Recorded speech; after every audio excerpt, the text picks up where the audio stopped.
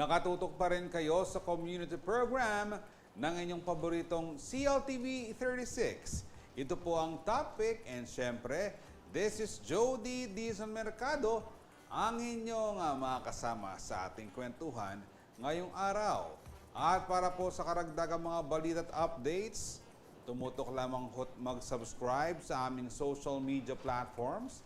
May dalawa ho kaming Facebook page. Una, ang CLTV 36 Official at ang ikalawa naman po ay ang CLTV 36 News. Samantala, meron din ho kaming IG account para sa aming mga Instagrammable post. Ito po ay CLTV 36 Official. Samantala, upang mabasa po ninyo ang aming mga tweet sa Twitter, ang aming pong Twitter handle naman ay CLTV 36. Sa mga nais makapanood ng aming mga nagdang episodes at mga programa at ang aming latest uploads, mag-subscribe ho kayo sa aming YouTube channel na CLTV 36 Official. Para sa karagdagang impormasyon hinggil sa CLTV at sa aming live streaming, i-type lamang po sa inyong web browsers ang www.cltv36.tv. And syempre, meron din ho kaming TikTok. Ito po ay at CLTV36. Basahin na po natin ngayon ang inyong mga ipinadalang komento sa ating topic question of the day. Number 1 ako sa blank. O, fill in the blanks tayo ha. Katulad ng dati natin ginagawa, i-comment nyo lang yan. Basahin na po natin ang inyong mga pinadalang mensahe sa ating topic question of the day. Unang-una, sa ating babasahin ngayong part na ito, ang isa sa ating top fan, si Sir Geoffrey De La Cruz Jr., ang sabi niya ay numero 1 siya, number 1 sa ingay. Sir Geoffrey, feeling ko madaldal kayo. Pero alam nyo, usually kapag yung mga Kapampangan nagkikita, hindi magkakilala, pero nalaman na, uy, Kapampangan ka? Yung mga ganon. Nako, maingay talaga yung mga yan. Yung meron akong mga kaklase sa Quezon City noon, para daw mga loro yung mga Kapampangan kapag nagkikita. Ang sabi naman po ni Jessica Maron, na isa sa rin sa ating top fans, ang komento niya, number 1 siya sa puso niya. Sino yon, Jessica? Baka malay natin, nanay mo, tatay mo, di ba? Magkakahati kayo sa puso nila ng parents mo, syempre. Pero kung boyfriend niyan or special someone, sino ba siya? I-reveal mo na, Jessica. Si Ruther Manansala. Number 1 daw siya. Number 1 niya kanuking chismisan. Number 1 sa pagmamarites si Ruther. Siguro nickname niya ay Ruther Marites Manansala. Ang po pa kanong pamanisti. Ang mga Kapampangan, ding Kapampangan talaga. Mapanistilan talagang makanyan murugo, manibat pamangan, imalan ng pongitsura asnong kapanisti. Tik-tak lang kapanisti rin Kapampangan. Number 1. King Panga Pamanisti. Ano ba yung mapanisti sa Kapampangan? Resident historian. Baka alam mo yung paniste. Ano mo yung tawag doon? Yung ano, hindi, yung parang ano, yung laging pinupuna, yung ano, yung mga pangit. Hindi masarap, hindi mo masarap yung mga ganon. O sa mga ano, yun po yung mapaniste, ha? Tuloy-tuloy nyo naman pong ipadala ang inyong mga komento sa ating topic question of the day. Ganoon na rin po ang inyong mga pabati, shoutout, greetings, pati po ang mga pa-happy birthday. Sa ating pong kwentuhan ngayong araw, nakapagtala ng bagong Guinness World Record ang ating bisita na may dugong kabalen sa Qatar matapos ng tawirin ng Al Ruwais patungong Abu Samra na may layong almost 200 kilometers sa loob lamang ng higit isang araw. Ang alam ko magbuhat San Fernando hanggang UP Diliman. Nakasulat kasi yun ng application namin. So, kung 200 kilometers tapos 66 kilometers, 3 beses siya magpapabalik-balik. Ganun ba?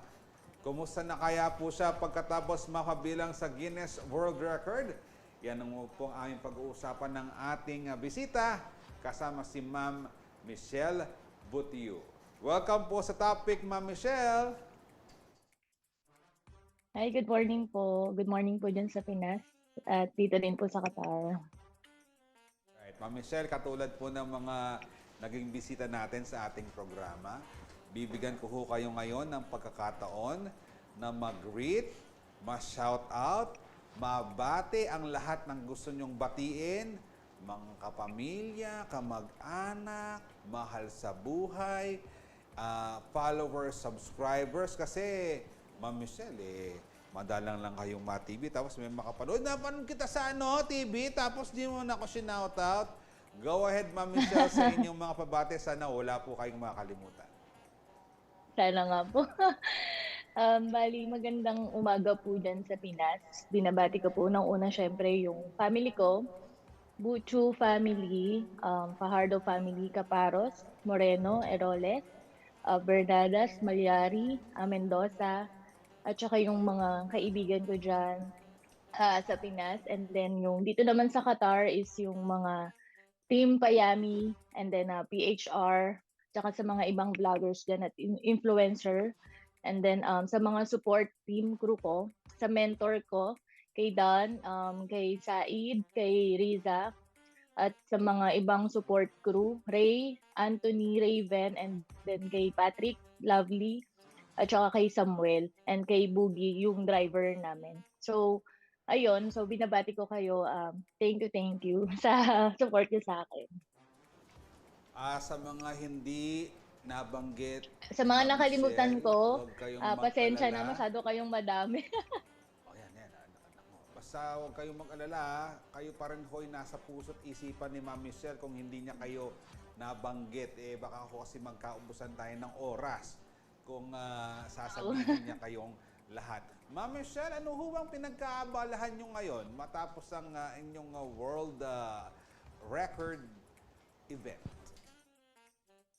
Bali po, after nung challenge ko, talagang nag-ano talaga ako, balik kain. So, kumbaga sobrang talagang pinamper ko yung self ko. The same time, hindi talaga muna ako nag-training.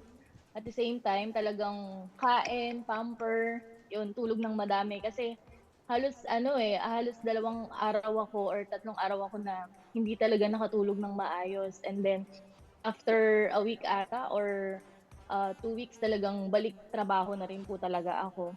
So, ayun, sobrang naging busy kasi sunod-sunod rin po yung mga interviews from Pinas and then dito po sa Qatar. Ayun, so kahit pa paano po naka-recover na yung katawan ko. Iyon. Kahit naman ako patakbuhin mo ko ng isang araw, palagay ko, pagkatapos nun, o-order kagad ako ng super jumbo ng crispy pata, saka isang timbang bulalo, saka isang batsyang pinakbet upang makabawi at makapag-recover. Ma'am Michelle, matanong ko lang, kayo po ay kabalin po namin. Ma'am Michelle, saan ho ba ninyo itinitrace ang inyong pagiging kabalin natin, Ma'am Michelle? Bale po yung sa side po nung father ko, yung buong angkan po nila is talagang Kapampangan, sa may Santa Ana, Santiago po. So, ano po yan, dati po nung bata ako talagang yearly kami nagpupunta sa Pampanga.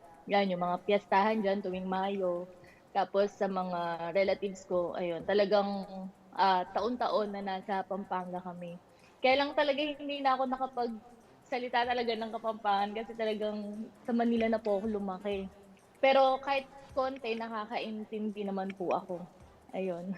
And importante, Ma'am Michelle, yun nga nabanggit mo kanina, yung nakakauwi ka upang hindi mo makalimutan ang masarap na luto ng iyong mga kamag-anak sa Santa Ana. Actually, na-feature namin na nitong mga nakarang buwan yung Santa Ana dahil masasarap din ang luto ng mga taga Santa Ana. Ano ho bang ginagawa nyo muna dyan sa Qatar, Ma'am Michelle? Bali po yung work ko dito is fitness trainer slash physiotherapy. So, kumbaga dalawa po yung naging profession ko dito sa academy. Yun, sa National Service Academy. So, nagtitrain po at the same time, physiotherapy. Ongoing po yun. Okay. Matagal na ho ba kayo dyan at parang napapagod ako nung ini-explain niyo yung trabaho ninyo. Ano ho bang klaseng training ang ginagawa ninyo dyan? Especially doon sa larangan po ng inyong trabaho.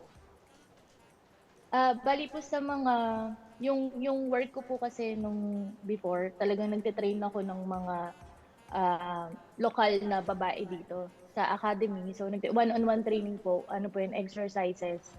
And then transfer po ako sa hospital as physiotherapist kasi po meron po akong degree as physical therapy. So dahil kailangan po ng mga PT sa hospital. So, 5 po kaming mga babae na transfer po kami sa hospital. So, ngayon po, talagang nagbalik ano po kami as PT. So, nag-a-adjust pa po kahit papaano. Kasi talagang yung talagang naging profession ko dito is talagang fitness trainer.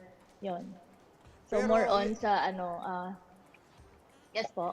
parang yan ba yung parang ninais mo nung maging usually kasi kukuha ko ng pagiging engineer, kukuha ko ng pagiging doktor or lawyer.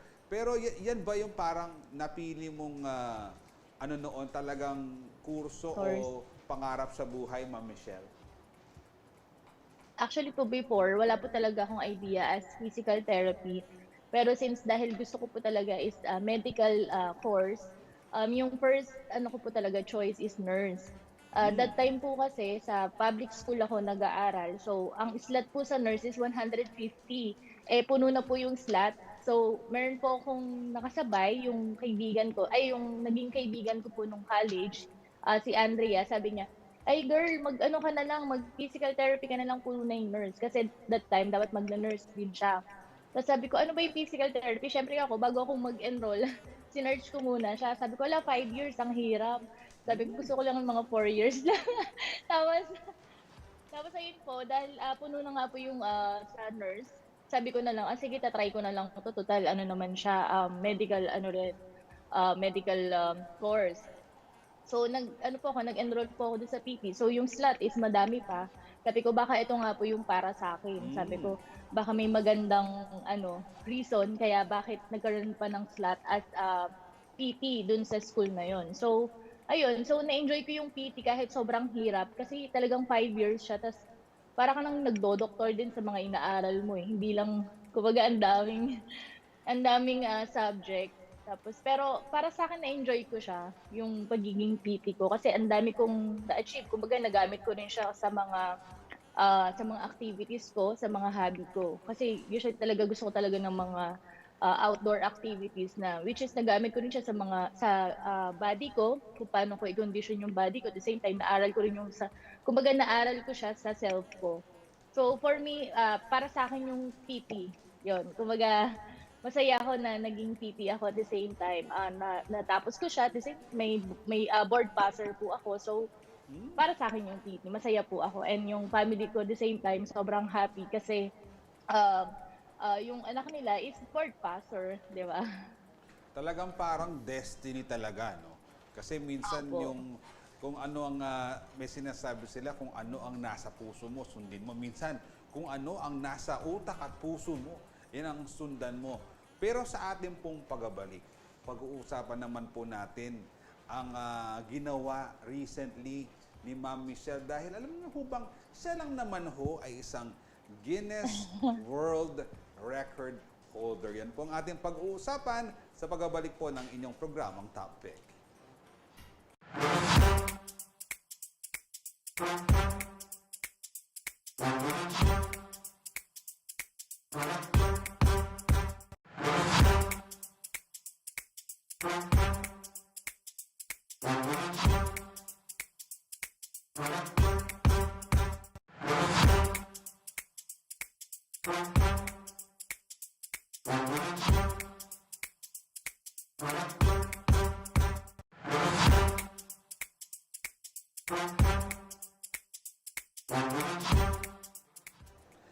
At nagbabalik po ang inyong programang Topic. And siyempre, basahin na po natin ang last batch ng inyong mga komento sa ating topic question of the day. Number 1 ako sa blank, blank, blank. Ang ingpakibat na pong CJ Arcilia. Number 1 niya po, King Calocwan. Ika Sir CJ, ha? Nung ating Calocwan, dapat atin mo rin dapat kayapan. Ha? Dapat balance yan. Parang life-work balance, Sir CJ. Si Mao Zedong. Uy, di ba sa China to? Si Mao Zedong, ha? Number 1 daw po siya sa paghuhugas ng pinggan. Sir, baka ano ba yan? Volunteer ba yan?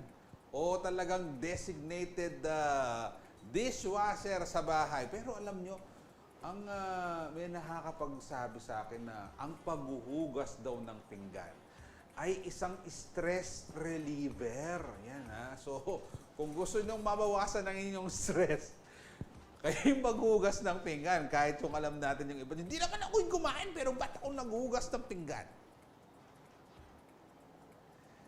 Si Jersey G. Salonga, Jersey, number 1 daw siya sa pag-aaral. Kailangan talaga number 1 sa pag-aaral upang makatapos. At syempre, alam naman natin ang edukasyon ay susi sa kinabukasan ng mga kabataan. O, yan ang chance mo, Jersey, ha? Galingan mo po pang makagraduate sa takdang panahon. Kung ako naman pong sasagot sa tanong na yan, alam niyo po dati number 1 ako. Pero ngayon, number 0 na. Sa mga, I hope, sana maintindihan niyo yung aking pagsagot dyan. And syempre, kasama pa rin po natin sa ating programa si Ma'am Michelle Butsu. Ma'am Michelle, ito po bang pagsabak nyo sa ganitong klaseng uri ng physical activities, kasama ho ba sa inyong trabaho o nakahiligan nyo lang po ito, Ma'am Michelle? Bali po hindi po siya kasama sa work ko at talagang nakahiligan ko lang po talaga siya. At kapag kasi meron kang isang bagay na gusto, talagang ipupursue mo yung self mo na kumbaga gawin siya ng gawin eh. Kumbaga parang sa akin pag hindi ko nagawa yung kumbaga parang pag may araw na hindi ako nakagalaw or nakagawa ng mga activities ko, feeling ko parang hinang-hina ako. So for me talagang everyday gusto ko laging productive yung day ko. Kasi ewan ko, parang nakakabata siya pag sobrang productive mo everyday eh. Nako, gusto ko yan, nakakabata. Parang feeling ko tuloy yung kantang sinabi, parang, my life is incomplete. My life is incomplete. Sabi nung kanta. So siguro, talagang hahanapin talaga ng katawan mo. Especially kung ito na yung nakasanayan. Parang routine, habit na siya eh. And talagang nakakabata. Siguro ito dapat ang gawin ng ating resident historian na si Ray Bravo Jr. upang talagang bumata siya. Dahil alam naman natin, panahon pa ng Kastila nung nabuhay ito. Pero, Ma'am Michelle, paano nyo naman hinahati yung inyong oras? Siyempre, you have to work, no? And of course, you have to, itong nakahiligan nyo, paano nyo nahahati yung oras ninyo? Dahil, usually kasi ang mindset nila, naku, papasok ako ng pagod or uuwi ako ng pagod, pagod na nga ako ng trabaho, tapos tatakbo pa ako. Parang ganon, Ma'am Michelle. Para sa akin po at gumawa po ako ng weekly program ko. Kasi morning up to 1 p.m. yun po yung work ko. So the rest po nagre-rest ako. After po ng work ko, pag-uwi ng bahay nagre-rest ako, and then sa evening dun po ako nagte-training.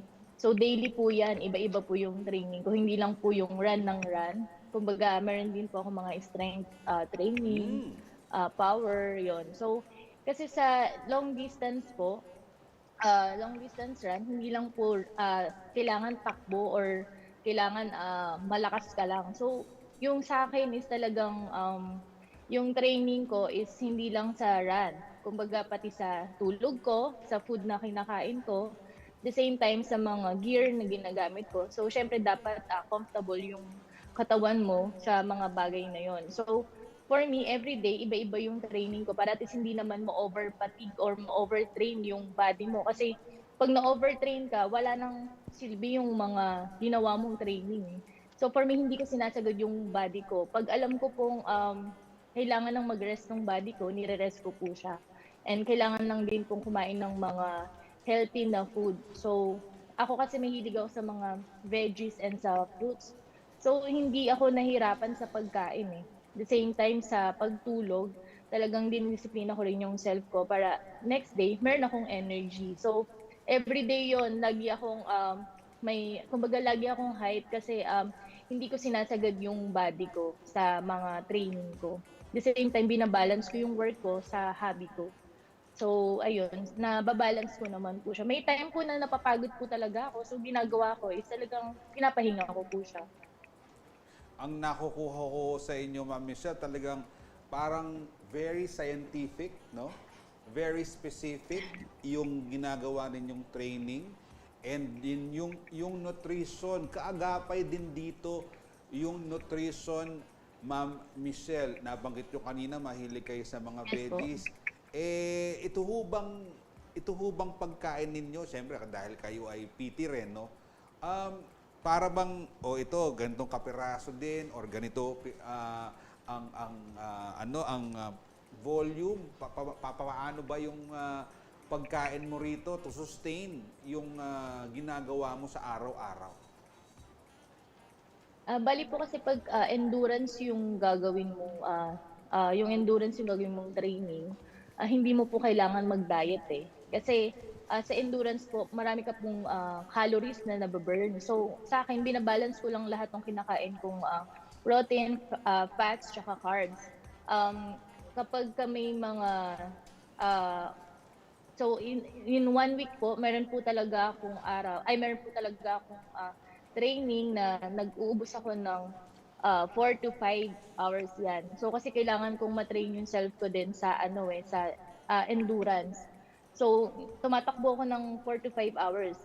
So ang ginagawa ko niyan, talagang kain po talaga ng madami kasi kailangan ng body mo ng energy eh. So kung wala kang energy, walang saysay, hindi mo matatapos po yung training na gagawin mo. So, kailangan kasi sa endurance, meron kang 1 day na talagang tatakbo ka ng long distance. Yun. So, for me, sa endurance, hindi mo kailangan mag-diet. At saka hindi mo kailangan gutumin yung self mo kasi kailangan mo ng energy to achieve yung goal mo na yun. Ma'am So, for Michelle, me, yun yung ginagawa ko. um, Talagang kain po talaga ng carbs. parang 'di ba kailangan nating gawin ito araw-araw, pero sino ba or ikaw ba mismo ang nag-decide na isuungin itong world record na ito, itong Guinness World Record na ito?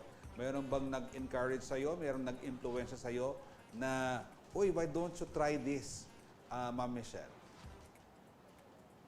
Nung 2020 kasi pandemic yan, time na yan. So, wala po talaga akong mga activities. Talagang home activities lang ako kasi hindi rin po kami nakakalabas dahil lockdown. So, nung 2021, dun po ako nag-start talaga na um, gawin yung kung ano yung gusto kong gawin. Kumbaga, dun ako nag-start na i-explore yung Qatar. So, ang ginawa ko po is, sabi ko, since wala pong mga bundok dito, sabi ko, takbo na lang ako, ganito, kumbaga, explore ko siya via run. So, may mga nakilala akong community dito sa Qatar. At the same time, nakapag-support din ako ng mga runner dito na gumagawa rin po ng mga ganitong challenge. So, nung 2021, meron akong dalawang kaibigan na sinuportahan na nag-run sila ng 500 and then 200 kilometers. So, yung mga kaibigan ko na yun na Tunisian, parang inano nila ako, na in-encourage nila ako na bakit hindi mo gawin 'tong challenge na 'to kasi wala pang gumagawa sa babae, kumbaga puro lalaki lang yung gumagawa dito sa Qatar. Ako that time sabi ko, kasi hindi pa ako hinog, kumbaga hilaw pa ako sa long distance, eh. Kasi yung pinakamahaba ko pa lang na natakbo nung time na yon is 42 then 45 kilometers. Tapos sabi nila, sige, mag-join ka, kumbaga i-train mo yung self mo. So ako, that time, 2021, jumo-join na ako sa mga races dito. So naging ano ko siya, naging stepping stones ko siya as a training ground para at least ma-achieve ko yung goal na to. So ang ginawa ko, may mga ibang community pa ako nakilala, kumbaga yung mga kabayan runner din po dito. So, shinare ko po sa kanila na gusto kong gawin 'tong challenge na 'to kasi wala pang gumagawa sa babae lalo na, sa bansa natin, sa Pinas. Kumbaga, that time before pa gawin ni India yung challenge na 'to, talagang goal ko na siya. Isa na siya sa goal ko na gawin yung, fastest crossing of Qatar on foot via female kasi wala pa pong babae. Pero dahil nga po nagkaroon ng FIFA, at the same time, sobrang nag-busy yung Qatar ng 2022 at may mga ibang mga race din. So, niresched ko po yung date ko na gawin yung challenge na yon. Kasi ano yung kailangan mo mag-apply kay Guinness, eh. So, nung na-approve ako, dahil nag-busy naman po sa Qatar, so ang nangyari is na-resched ko. Nung January, ginawa po ni India yon. Tapos sabi ko, ay, may gumawa na. So, dapat talaga February or ay dapat talaga January gagawin ko rin po siya. So, nag-giveaway po ako kay India. So, ginawa po ni India nung January, tapos nung February dapat gagawin ko pa rin po siya. Kaya lang yung friend kong Tunisian, ginawa rin po niya yung challenge, yung lalaki po. So, ang ginawa ko, nag-support na lang po muna ako para at least po makapag-observe and then kumbaga magkaroon ako ng idea sa kung ako na po yung gagawa ng challenge. And then after po nung February, ginawa ko rin po siya.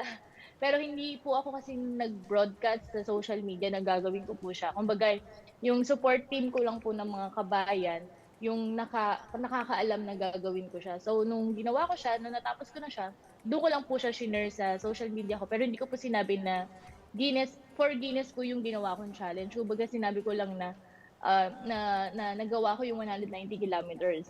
Yun. So, nung na-approvean ako, doon ko lang po na share sa social media na Guinness World Holder na po ako. So, Okay. ayun po.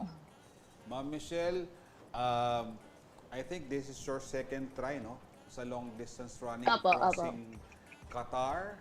And nabanggit mo kanina, maraming preparasyon kang ginawa. May nutrition part, talagang endurance running ang tawag dito, long distance running. Alam ko yung mga bida rito, usually mga Africans, no? Yung mga bida sa long distance running. Pero gusto kong malaman, may mga requirements ba tong Guinness World Record setting mo? Parang yung pagtakbo mo, meron ka bang pahinga rito? Meron ka bang pagtulog dito? Or dire-diretso yung pag-cross mo sa bansang Qatar, Ma'am Michelle? Since meron po akong binibreak na record, so dahil 30 hours, almost 30, same time lang po kami kasi 7 minutes lang po yung time difference namin nung Indian. So dahil meron po akong binibreak na record, gumawa po kami ng timeline. So nag-brainstorming po kami ng mga team ko paano po hahatiin yung kumbaga yung kilometers na tatakbuhin ko. So nung first attempt ko po, that time akala ko super condition na yung body ko. Nung March lang po yun, March 3.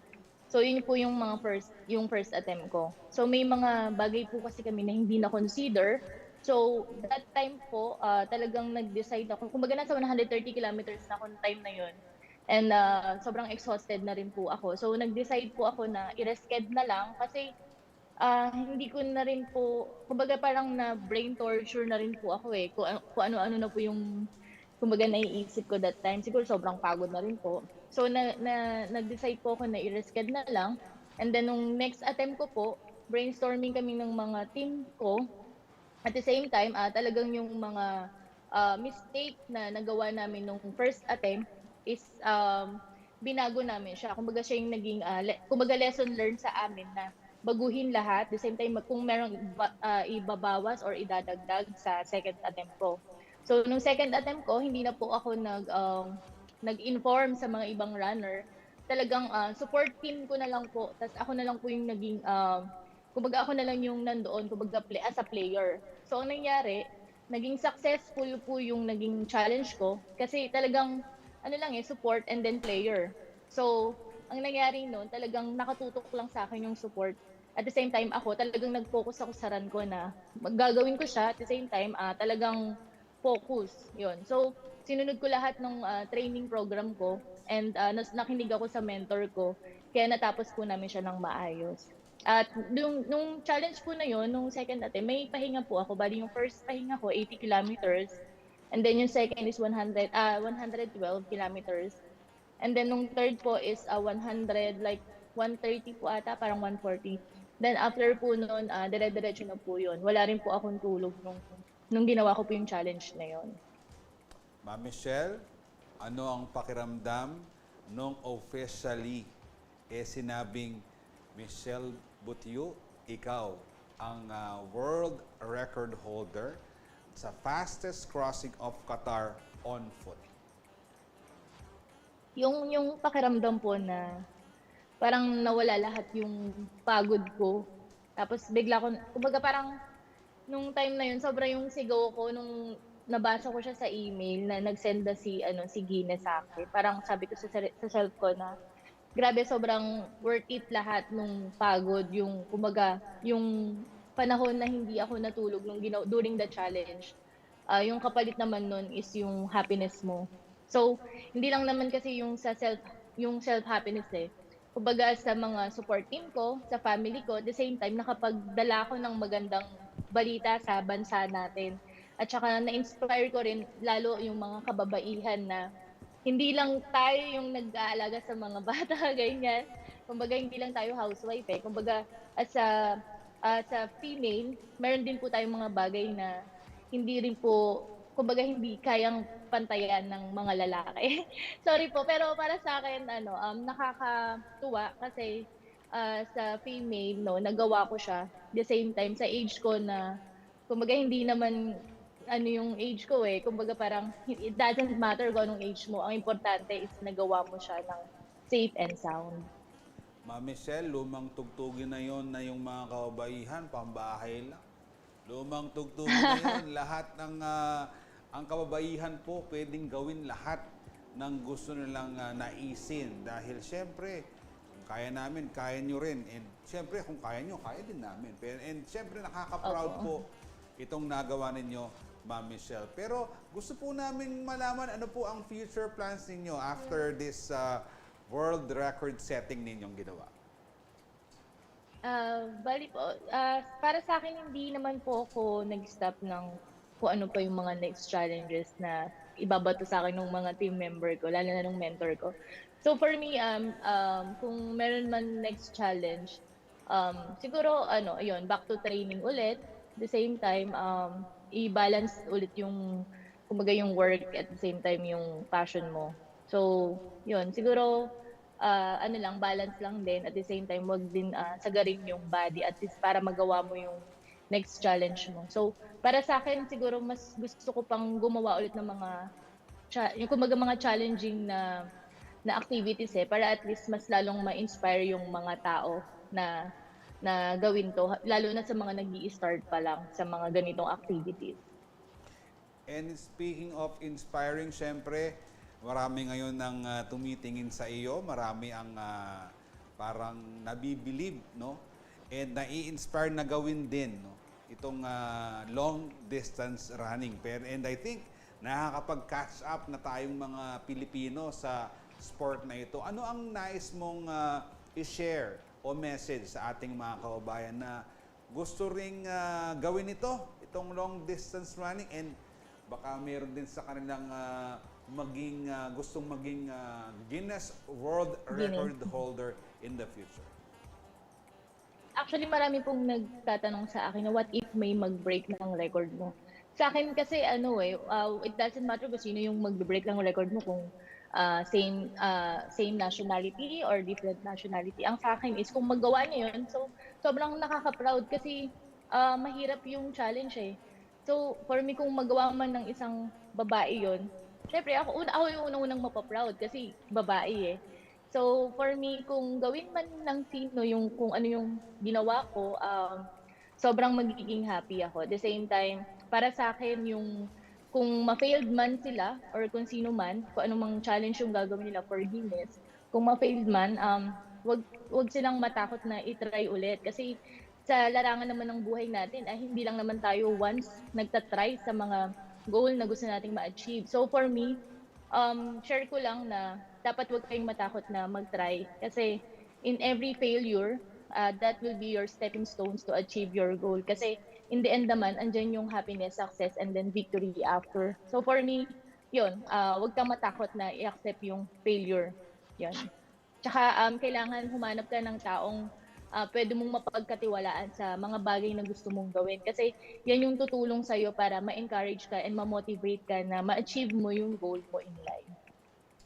Ma'am Michelle, kami pong inyong kabalen ay proud na proud sa inyo. Siyempre, ang buong bansa ay very proud sa inyo. Imagine niyo, Pilipino nasa Guinness Book of World Records and lahat po sana ng inyong mga susunod na naisin sa buhay ay makamit po ninyo and wishing and praying for your success in life. Congratulations po and may God bless you more, Ma'am Michelle.